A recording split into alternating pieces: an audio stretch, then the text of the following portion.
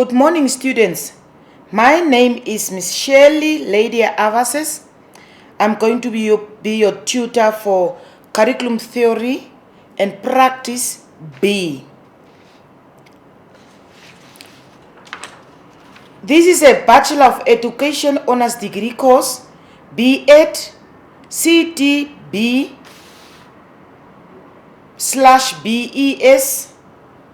Sctb42. This is an examination-based contact class for 2021. Students, welcome to the module of Curriculum Theory and Practice B. In this presentation, I will discuss some of the content covered in your study guide to help you prepare for the upcoming exams. This is not the entire content. This is just some of the content. So this is not a scope. You must still go through all your units in your study guide to be able to equip yourself well for the examination.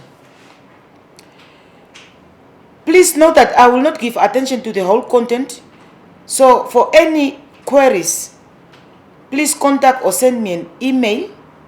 My email address and my contact details will be on the last slide of this presentation. Before you study, familiarize yourself with the learning outcome found at the beginning of each learning unit. Pay attention to learning activities and practice them to gain more understanding of the subject. By doing these activities, you will be able to know how questions are asked in the examination. Study all the units in the module in preparation for the exams. The learning outcomes for this subject are: analyze Namibian curriculum implementation issues, discuss the curriculum development and implementation role of educators, propose and discuss the design and implementation of a thinking skills program across the upper primary curriculum, discuss the evaluation of programs, evaluate learning issues that influence curriculum implementation. Go through these learning outcomes, study these learning outcomes so that you are able to know what to write in your exams.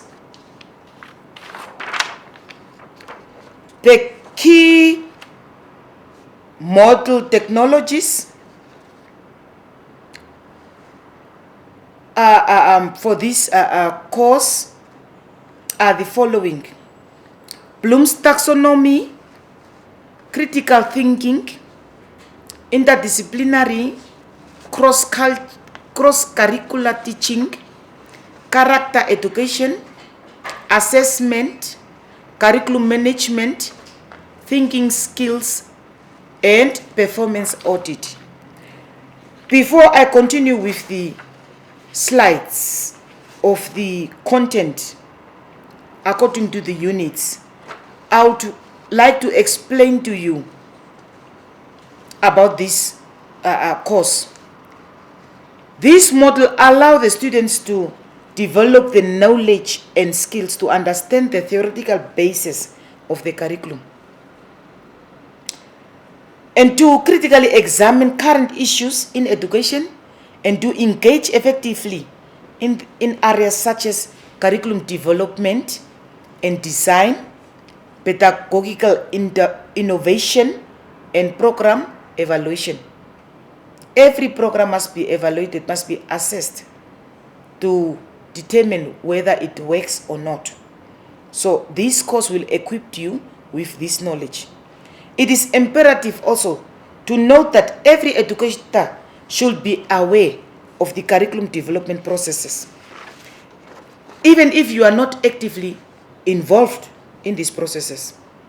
You need to be able to convey vital information regarding curriculum theory and practice to curriculum designers and thus contribute to improving the educational system and your learners' academic experiences. Unit 1. A recognition and reward system for schools to encourage quality education.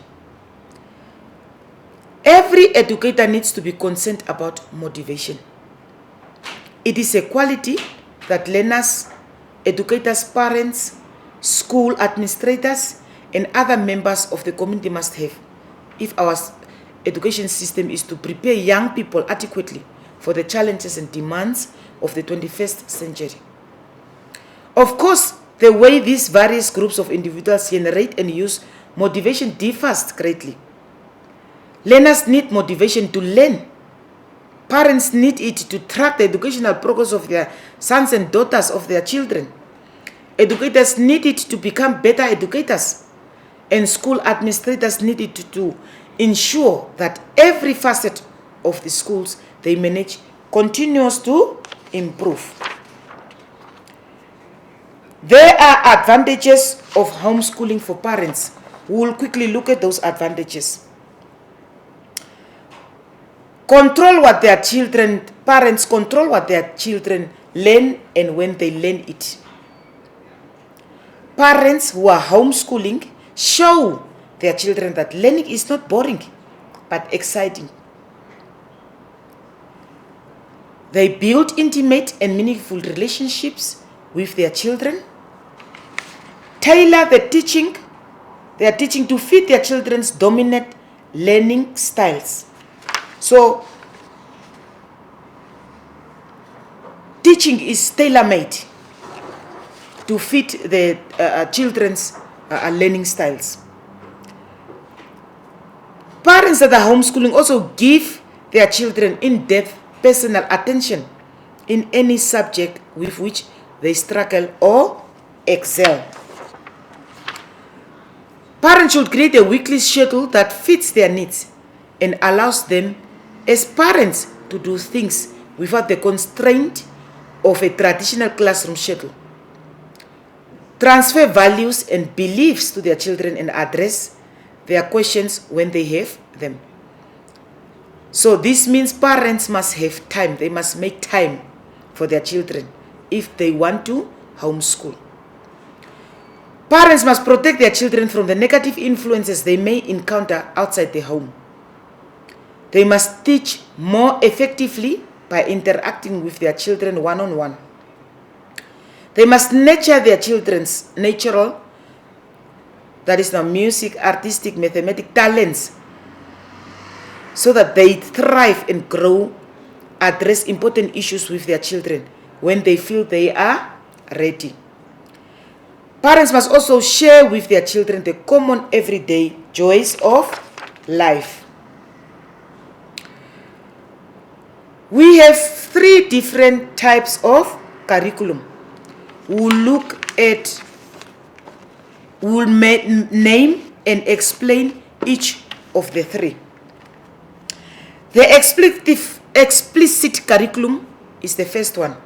This curriculum includes everything in the curriculum that is stated, such as the steps for implementation, suggested implemental activities or tasks, a proper sequence for presenting material, the amount of time to spend on particular topics, procedures for evaluation, suggested groupings, for example, pair, cooperative groups.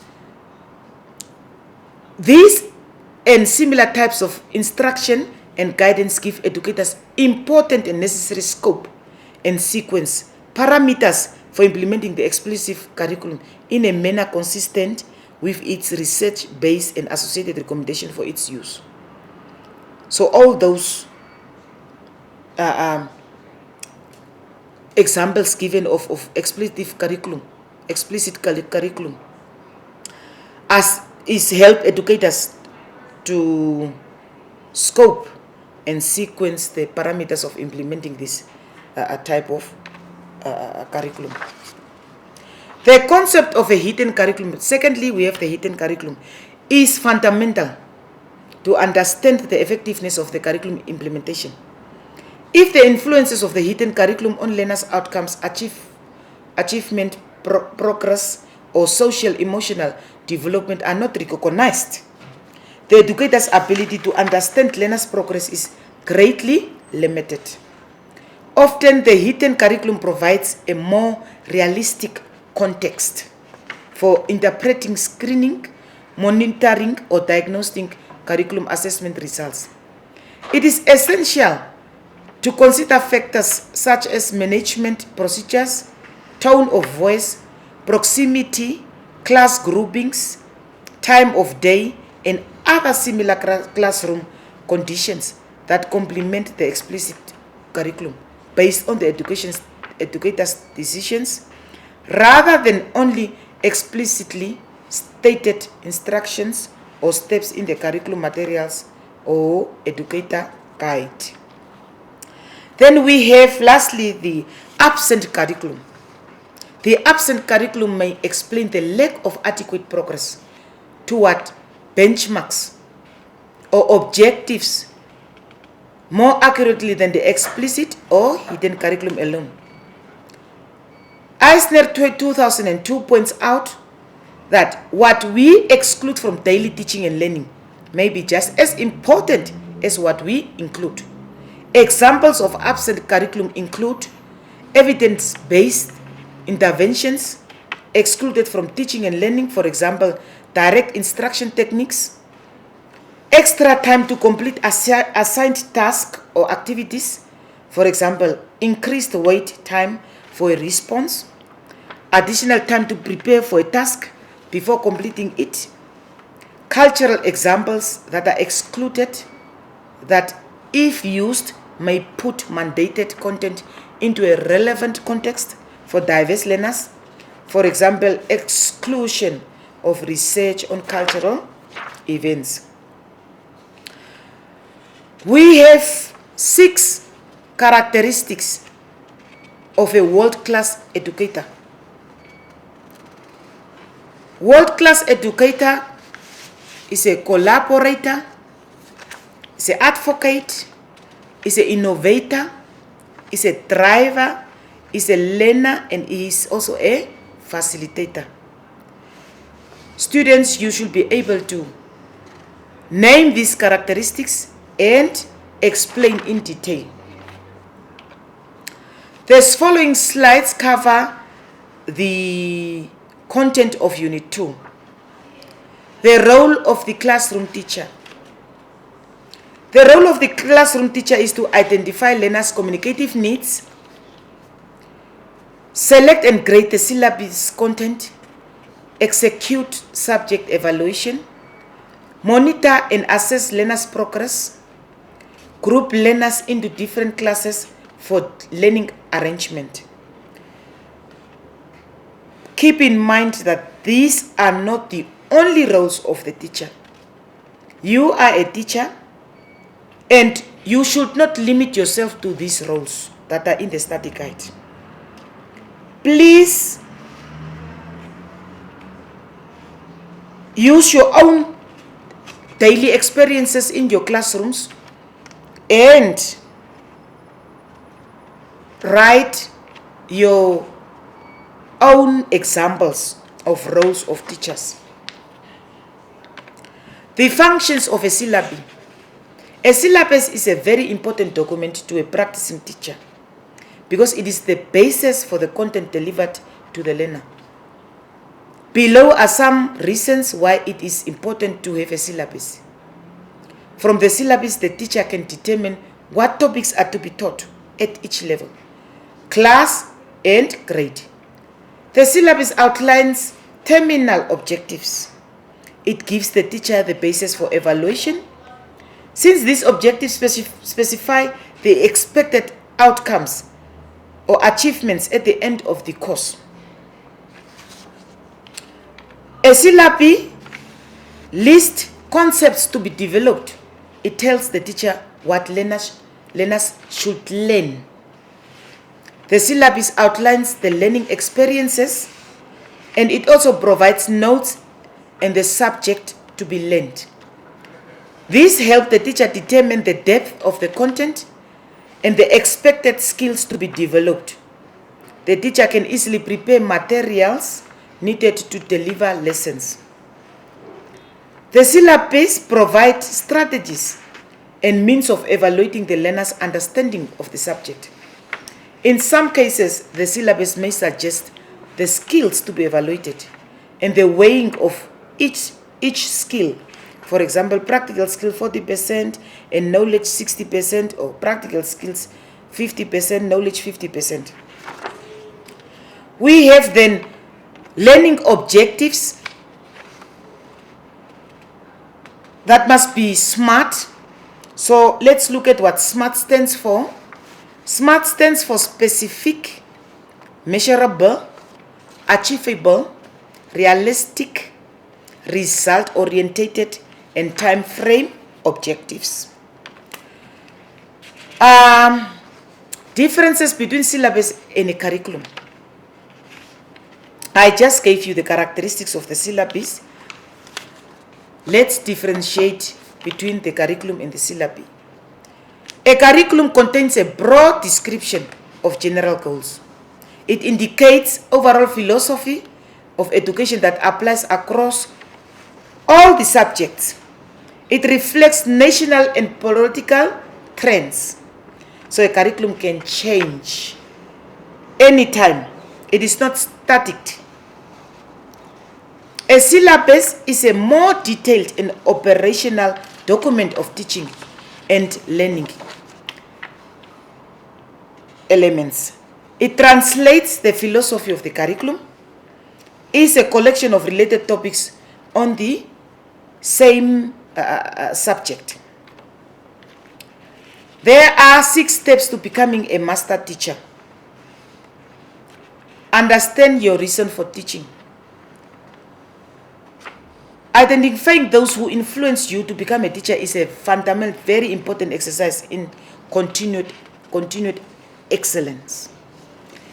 Almost everybody can name 2 or 3 teachers who changed the course of his or her life. Some have had primary school teachers who have discovered their talent and promise. Others discovered their confidence through the recognition of their potential in a specific subject.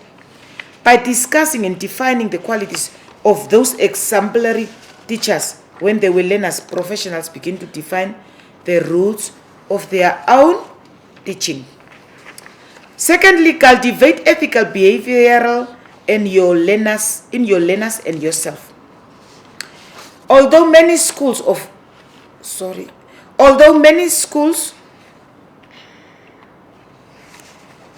discipline exist, a teacher can achieve harmony in the classroom. But the real focus of learner management lies in instilling ethical behavior. Authentic responses to classroom interactions, as well as logical consequences for transgressions, can be improved through collegial dialogue. This cannot be found in a manual, but rather can be cultivated in seminars and observance of other master teachers. Number 3, pull both patience and perseverance. Stamina and endurance are needed for the long haul of teaching. This means finding ways to remain healthy and able-minded through the stressful days. By connecting with others who have discovered methods of physical and mental renewal, teachers have a better chance of staying enthusiastic about teaching despite the many inevitable setbacks during the school year. Fourthly, perfect teaching practices and assessment skills. The ongoing development of instructional methods and feedback skills are critical to excellence in teaching. Only through the careful examination of activities and assessment can a teacher guide all learners to succeed. Teachers need time with their colleagues outside the classroom. The temporary success of fun activities can be a hindrance to the development of a master teacher. By crafting performance tasks and assessing them with their peers and mentors, teachers can refine their teaching. So it's important to actively involve your learners in your lessons. Connect positively to the whole school culture. Over time, the master teacher has the capacity to improve the whole school culture through excellence in teaching. Because master teaching has its foundation, the generous impulse to assist learners and colleagues, the teacher is able to fundamentally influence others without generating resentment. The master teacher is consistently working to benefit the school, so he or she is not in competition with colleagues or administration. The act of reflection. The act of reflection is seen as a way of promoting the development of autonomous, qualified, and self-directed professionals. Engaging in reflective practice is associated with the improvement of the quality of teaching, stimulating personal and professional growth, and closing the gap between theory and practice. Davies 2012 identifies that there are both benefits as well as limitation to reflective practice. Okay, the following slides cover Unit 3. Let's quickly look at the major features of creativity. Creativity involves the consistent use of basic principles or rules in new situations. Creativity involves discovering and solving problems. Creativity involves also a series of decision-making choices between two or more competing alternatives of action, each having several pros and cons associated with it. Creativity also overlaps with other characteristics such as intelligence, academic ability, dependability, adaptability, and independence. Creativity requires many of the same conditions for learning as other higher order thinking skills. The learning processes are enhanced by supportive environments and deteriorate with fears, insecurities, and low self-esteem. There are challenges to implementing a thinking program. Let's quickly look at those challenges. Educator dispositions. To this category were allocated such as comments as it is difficult to adapt lesson approaches to include the thinking strategies, accepting learners' diversity, and maintaining enthusiasm. These comments were of a rather general nature and tended to relate to out-of-session concerns. Educator skills.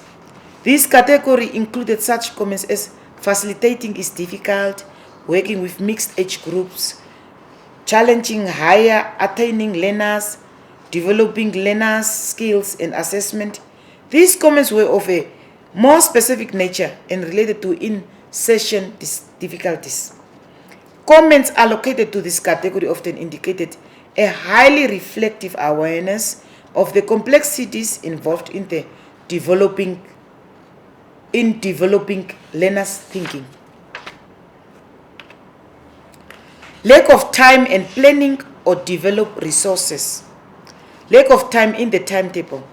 This category was used to allocate comments such as national curriculum constraints and pressures, but also time constraints identified within the session, such as allowing time for discussion to assimilate and find connections. A small number of comments which did not fit into the above categories were grouped together and included such comments as whole school communication, storing resources, and keeping up the date with training. Cross-curriculum implementation steps of your thinking skills program. The impacting of knowledge, content, and the development of thinking skills are acceptable today as primary purposes of education. The explicit teaching and embedding of critical and creative thinking throughout the learning areas encourages learners to engage in higher order thinking. Activities that foster critical and creative thinking should include both independent and collaborative tasks and entail some sort of transition or tension between ways of thinking. They should be challenging and engaging and contain approaches that are within the ability range of the learners, but also challenge them to think logically, reason, Be open-minded. Seek alternatives. Tolerate ambiguity. Inquire into possibilities. Be innovative risk takers and use their imagination.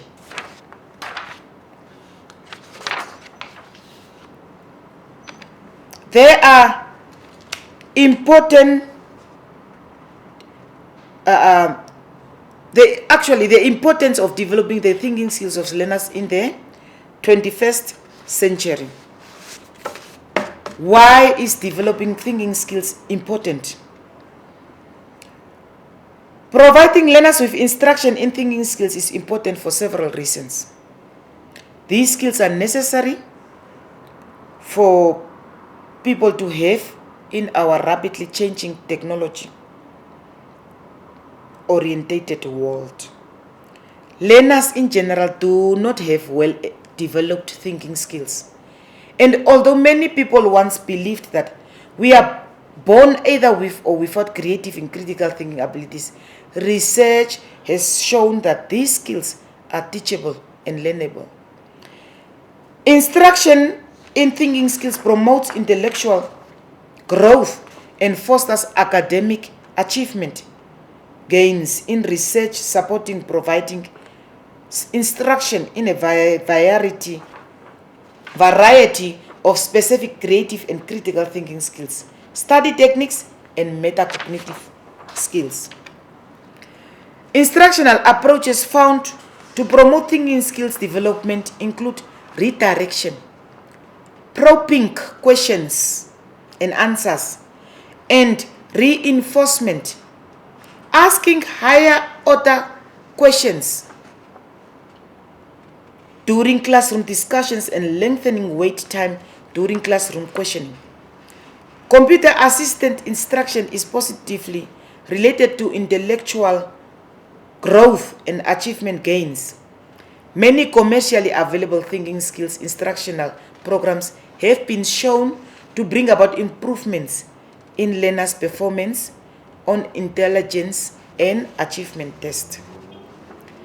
Training educators to teach thinking skills is associated with learner achievement gains.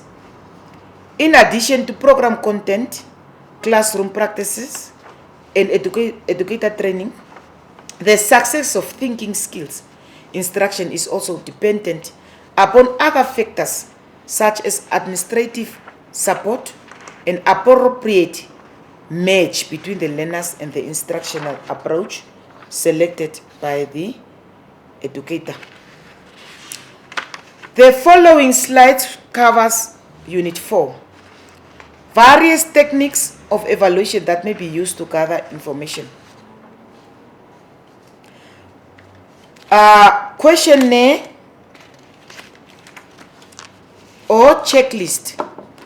These can be used by the principal to obtain from learners or teachers an assessment of various aspects of school life. For example, the standard of catering services in the school, the standard of work of some specific teachers, the success of innovations introduced to the school. Observation is another tool of classes. This is a technique to evaluate the effectiveness of teachers and the overall teaching learning environment in terms of physical facilities. For example, chalkboard, classroom setting arrangements, ventilation, etc. We can also use this technique to check the learner stationery, textbooks, and the teacher's classroom control. So this can also be used as a monitoring tool for monitoring how teaching and learning is taking place in a classroom. Systematic reporting. This technique involves written reports or diaries on a daily or weekly basis written by learners or teachers.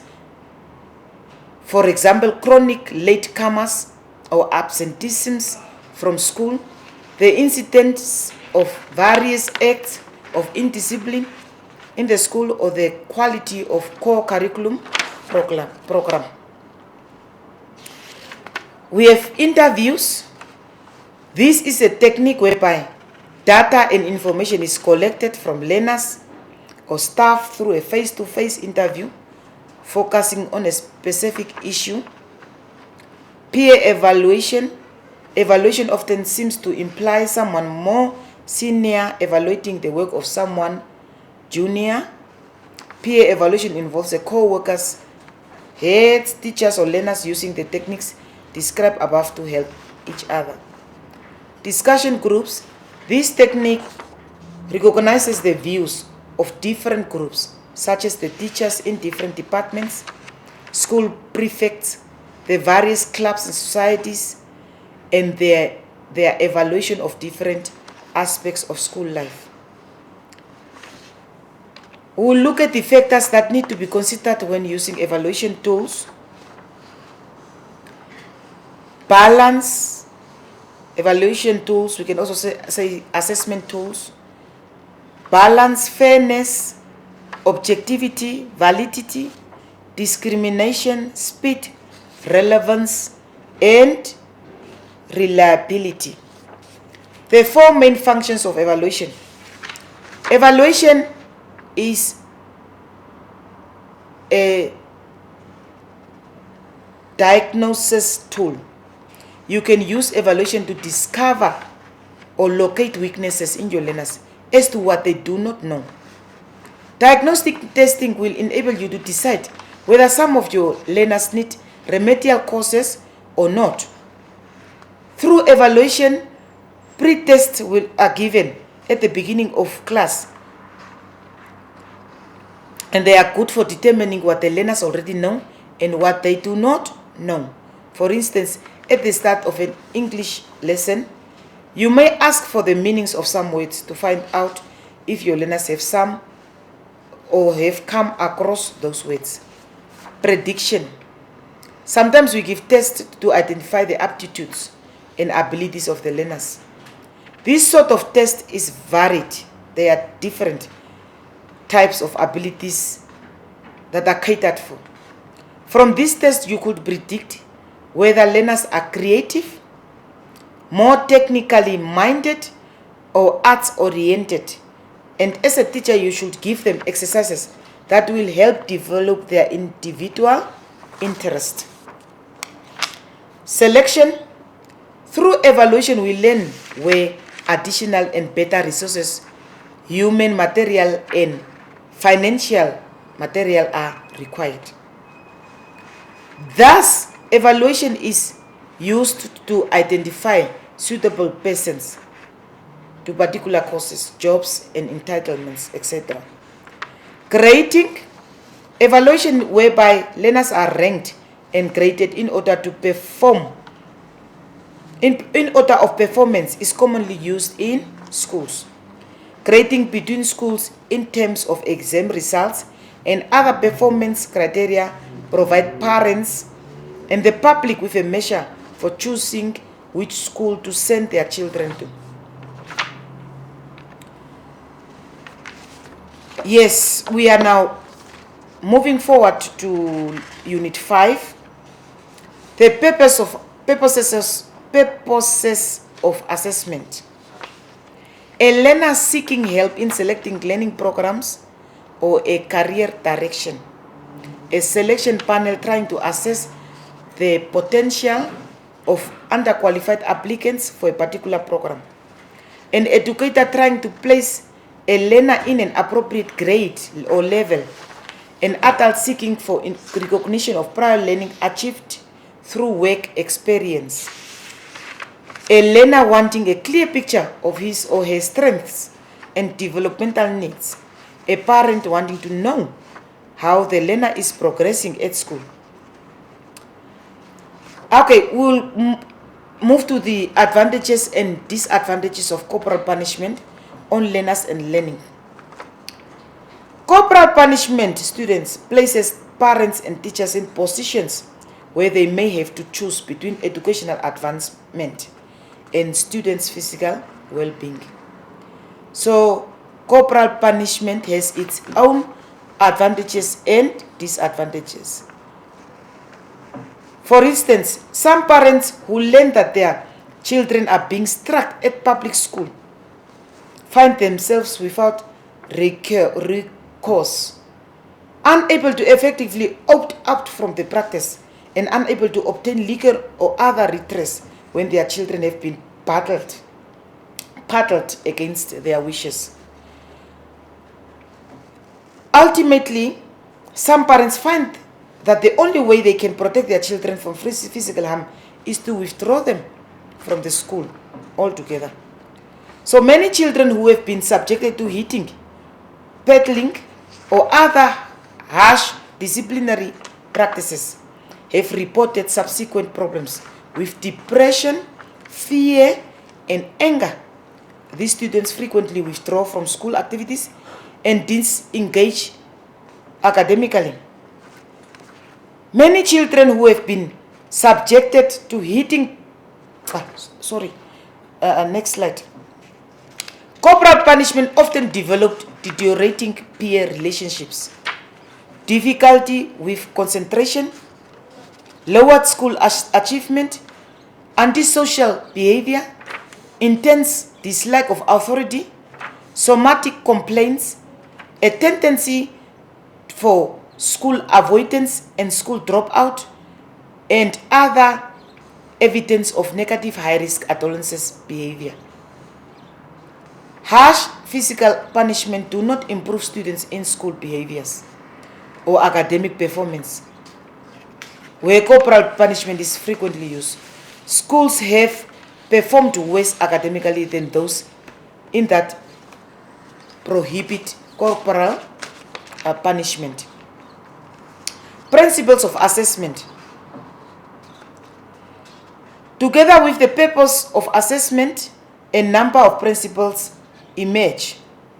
Effective and formative assessment should have a clear direct link with the critical and specific outcomes. Be integral to teaching and learning. Be balanced, comprehensive, and varied. Be valid and fair. Engage the learners. Value the education and training practitioner judgment. Be time efficient and manageable. Recognize individual achievements and progress. Involve a whole school approach. Actively involve, most importantly, the parents. Traits of character education. Responsibility. Being accountable in word and deed. Having a sense of duty to fulfill tasks with reliability, dependability, and commitment. Perseverance. Pursuing worthy objectives with determination and patience while displaying courage when confronted with failure. Caring. Showing understanding of others by treating them with kindness, compassion, generosity, and a forgiving spirit. Trying to respect others so that you are also respected. Self-discipline. Demonstrating hard work, controlling your emotions, words, actions, impulses, and desires. Giving your best in all situations. Citizenship. Being law-abiding and involved in service to school, community, and the country at large. Honesty. Telling the truth, admitting wrongdoing, being trustworthy, and acting with integrity. Courage. Doing the right thing in the face difficulty and following your conscience instead of the crowd. Fairness. Practicing justice. Equity and equality. Cooperating with one another. Recognizing the uniqueness and value of each individual within our diverse society. Integrity. A firm adherence to a code of especially moral or artistic values, being honest, trustworthy, and incorruptible. Patriotism. A love for and loyalty to one's country. Respect. Showing high regard for an authority, other people, self, and country. Treating others as you would want to be treated. Understanding that all people have value as human beings, regardless of their color, regardless of their sex, of their age. All human beings are equal. That's the end of our subject content. Let's look at the information for the examinations. The above mentioned themes should not limit you to study all other issues in the modules. You should study the study guide. You should study all the units in the study guides, all the themes in the study guides. Please pay attention to all the units in the study guides. Do not study to memorize, but always try to understand the subject content. Be brief and straight to the point, and provide always practical examples to earn more marks. Try to give practical examples or your experiences. I thank you. The exam information continues.